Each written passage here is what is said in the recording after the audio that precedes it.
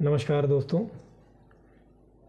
एक बार फिर मैं स्वागत करता हूं आप सभी का चाणक्य नीति के अध्याय 1 के दूसरे पार्ट के लिए। और अगर आपने इसका पहला पार्ट अगर नहीं देखा है अभी तक तो आई बटन पे क्लिक करके इसका पहला पार्ट आप इसको देखें और समझें कि चाणक्य ने किस तरह से अपनी नीतियों को डिस्क्राइब किया है और कितनी वो यूज़फुल हैं सभी के लिए। और आशा करता हूँ कि आपको हमारा पहला पार्ट जिन्होंने सुना है उनको अच्छा लगा होगा। और आइए अब चलते हैं अपने दूसरे पार्ट की ओर कि चाणक्य अपने नीतियों के माध्यम से हमें और क्या सीख देना चाहते हैं। एक श्लोक में चाणक्य कहते हैं, अधीत्येद्यम यथाशास्त्रम नरो न जानाति सत्तमः धर्मोपदेश विख्यातम कार्याकार्यम शुभाशुभम। इस ग्रंथ के अध्ययन, चिंतन और मनन से साधारण मनुष्य भी योग्य अयोग्य, उचित अनुचित का ज्ञान प्राप्त करने में सक्षम हो जाएगा। इस ग्रंथ के माध्यम से प्राणियों को पाप पुण्य, धर्म अधर्म और कर्तव्य अकर्तव्य के प्रति सजग करना ही मेरा एकमात्र ध्येय है। इसकी नीतिगत बातों का अनुपालन करके मनुष्य अपने जीवन को प्रकाशित बनाए, इसी में इस ग्रंथ की सार्थकता निहित है। तो चाणक्य नीति बेसिकली उन्होंने वेदों और पुराणों से ही ली थी। सारे वेदों और उपनिषदों को मिला के चाणक्य नीति को उन्होंने संग्रहित किया था और वैदिक साहित्य के रूप में इसको प्रेजेंट किया पब्लिक के सामने। तो यहाँ पर यही इस श्लोक में कह रहे हैं कि इसको पढ़ने से, इसको समझने से जो लोग इसको पढ़ेंगे, अध्ययन करेंगे, वो समझेंगे कि पाप पुण्य, धर्म अधर्म, कर्तव्य और अकर्तव्य ये क्या है, इसको भली भांति वो समझ सकेंगे। और एक और श्लोक में चाणक्य बोलते हैं, दुष्टा भार्या शठम मित्रम भृत्यश्चोत्तरदायका ससर्पे चाग्रहे वासो मृत्युरेव न संशया। कटु वचन बोलने वाली स्त्री, पाप युक्त आचरण करने वाले मित्र तथा विश्वासघाती एवं स्वेच्छाचारी सेवक की संगत करने वाले मनुष्य के निकट निश्चित ही मृत्यु का वास होता है। ऐसा मनुष्य कभी भी मृत्यु का ग्रास बन सकता है।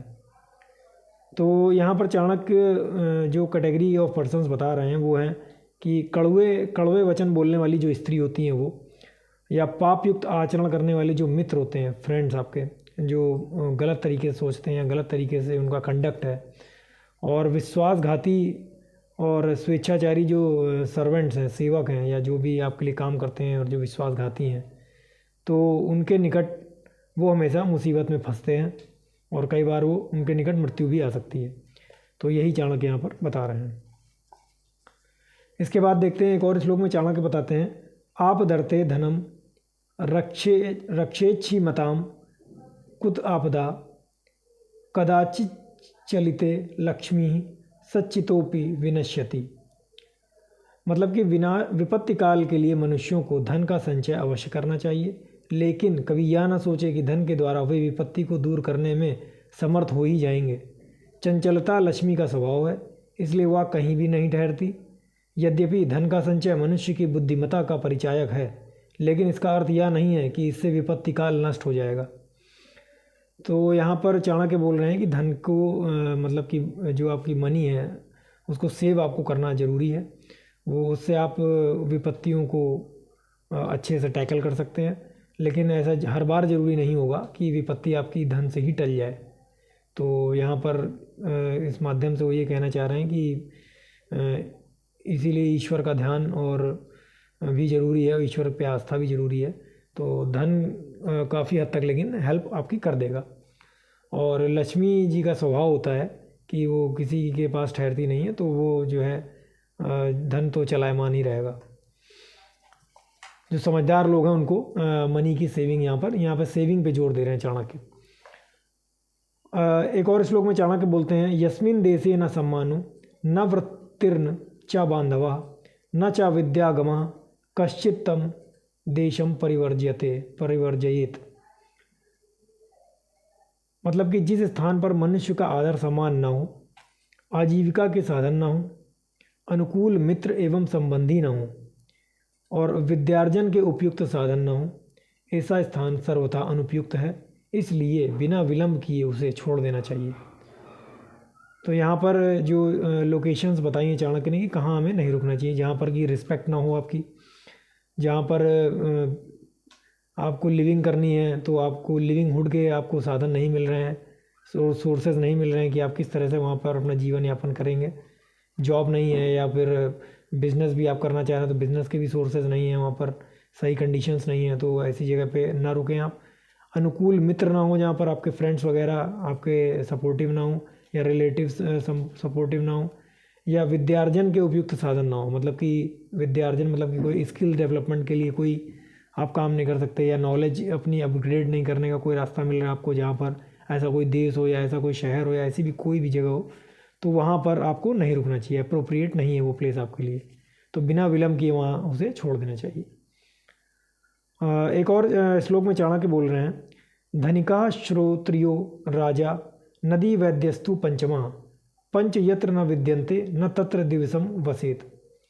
जो स्थान 5 प्रकार की मूलभूत सुविधाओं अर्थात कर्मकांडी ब्राह्मणों, न्यायप्रिय राजा, धनी संपन्न व्यापारी, जल युक्त नदियाँ तथा सुयोगी चिकित्सकों से रहित हो, वह बुद्धिमान व्यक्ति के लिए सर्वथा अनुपयुक्त है, उसका उसी क्षण त्याग कर देना चाहिए।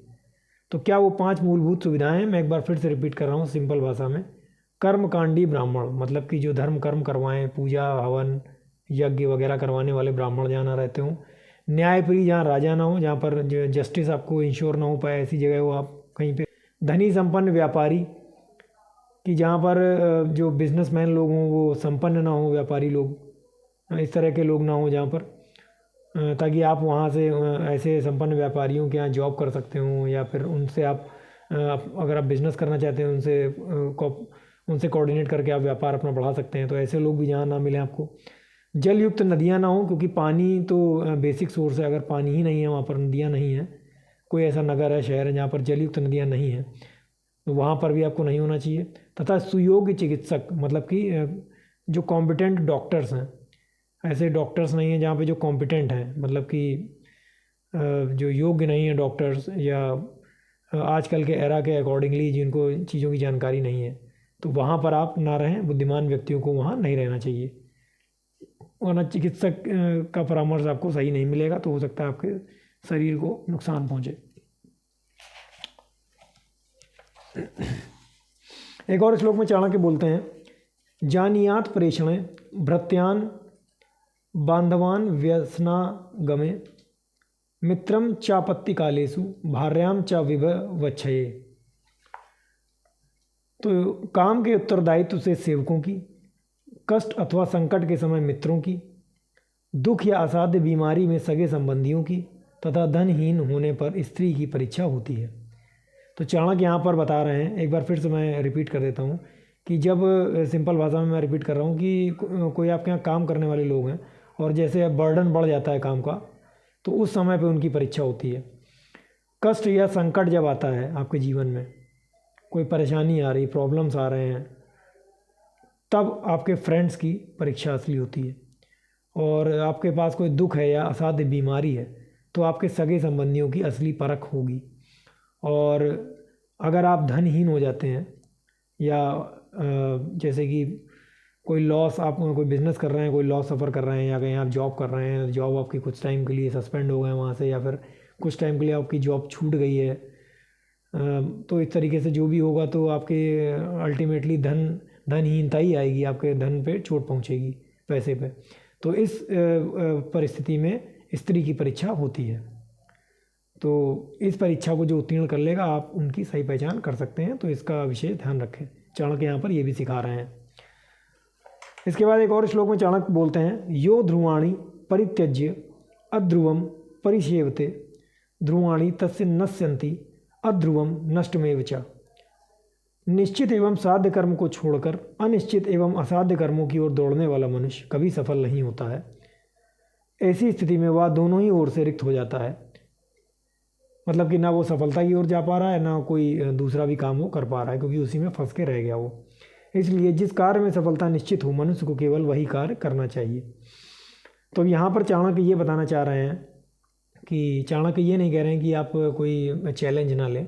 चाणक्य ये कह रहे हैं कि अगर आप कोई चैलेंज ले रहे हैं, जैसे करियर वाइज या कोई भी ऐसा कोई चैलेंज ले रहे हैं, तो आप पहले देख लें अपनी कैपेसिटी को भी, अपनी बुद्धि को, विवेक को असेस कर लें, अपनी शारीरिक क्षमताओं को असेस कर लें। उस हिसाब से ही निर्णय लें कि इस तरह का करियर या आपको भविष्य में किस तरह की लाइन में आपको जाना है। और ऐसा कोई करियर ऑप्शन मत चूज़ कर लें जिसमें कि लंबा समय भी नष्ट हो और बाद में आपके पास समय भी ना बचे और आपकी जो आपने करियर ऑप्शन चूज़ किया उसमें भी आपको सफलता ना मिले, तो उससे आपका कॉन्फिडेंस भी लूज़ होगा और समय भी आपका व्यर्थ हो जाएगा। ठीक है। एक और श्लोक में चाणक्य बोलते हैं, वर्येत कुलजाम प्राज्ञो विरूपामपि कन्यकाम रूपवतीम न नीचयस्य विवाह सदृशे कुले। कुलीन युवती कुरूप ही क्यों न हो, विद्वान और बुद्धिमान व्यक्ति के लिए वह श्रेष्ठ होती है, इसलिए उन्हें अपने स्तर की कुलीन युवती से ही विवाह करना चाहिए। मतलब यहाँ पर चाणक्य बोल रहे हैं कि कुल की युवती हो, यदि आपके मतलब जो भी आपका कुल है, जो भी आपका धर्म है, जो भी आपके कुल डिसाइड किए गए हैं आपके जाति या धर्म के आधार पे, तो वो भले कुरूप ही क्यों ना हो युवती, तो बुद्धिमान और विद्वान लोगों को के लिए वही श्रेष्ठ होती है और उनको कुल की युवती से ही विवाह करना चाहिए। इसके विपरीत रूप सौंदर्य से परिपूर्ण निम्न कुल में जन्मी युवती से विवाह करने पर मनुष्य की बुद्धि और विवेक नष्ट हो जाते हैं। ऐसे संबंध क्षणभंगुर होते हैं, इसलिए विद्वानों को इनसे बचना चाहिए। और आगे ये चाणक्य बोलते हैं कि निम्न कुल की स्त्रियों से संबंध नहीं करने चाहिए, वरना मनुष्य की बुद्धि और विवेक नष्ट हो जाता है। तो कुल मिला के चाणक्य यहाँ पर अपने कुल की स्त्री से ही विवाह करने के लिए जोर दे रहे हैं। तो आशा करते हैं कि ये जो चाणक्य का नीति का दूसरा अध्याय, दूसरा पार्ट है जो चाणक्य नीति का, वो आपको अच्छे से समझ में आया होगा और इससे आपको बहुत कुछ सीखने को मिला होगा। और इसी तरह के यूज़फुल वीडियोस और अध्यात्म और वेदों उपनिषदों से रिलेटेड वीडियोस और महान लोगों की बातें हम आपके पास लाते रहेंगे और आशा करते हैं कि आप इसको अधिक से अधिक शेयर करेंगे ताकि ये जानकारी ज़्यादा से ज़्यादा लोगों तक पहुंच सके। और फिर मिलते हैं जब इसके बाद एक नए एपिसोड के साथ। तब तक के लिए धन्यवाद, नमस्कार।